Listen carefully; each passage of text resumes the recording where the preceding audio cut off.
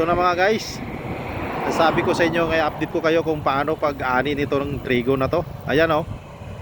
Harvester, tapos dump truck. Habang nag-harvest siya, ang hina-harvest niya, doon niya naman binubuhos sa dump truck. Ayun, ayun pang isang dump truck nakatambay oh. Ayan. Ayan siya. Yan ang harvester dito mga guys. Yung sabi ko na nag-hire sila ng mag-ani nito, eh, wala yon. Ito na talagang actual talaga to. Hindi kaya talaga ng tao eh. Dahil sa lawak nito oh. Ilang hektarya to. Ayan sila oh. Yan oh. Yan mag-asawa yan oh, yon.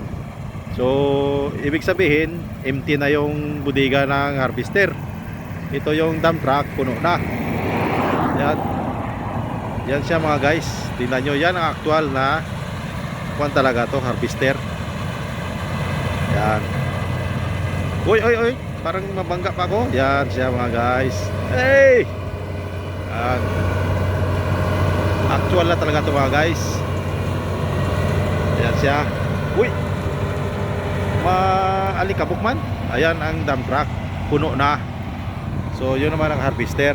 Siguro uwian na dahil alas 8 na dito ng gabi. So bukas naman siguro mga guys. Kasi gabi naman talaga dito eh. Alas 8 na dito ng gabi. Kaso lang si Haring Araw yan pa oh, taas pa.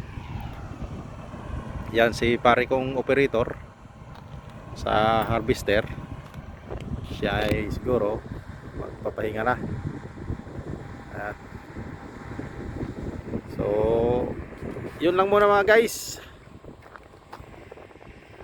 Yan lang. At least na update ko kayo. Na bigyan ko kayo ng idea kung paano harvest yun tong hektarya-hektarya na mga trigo. Ayun. Tapos ito naman i-update ko kayo dito kung paano naman yung pag-aari nitong mais na to. Siguro mga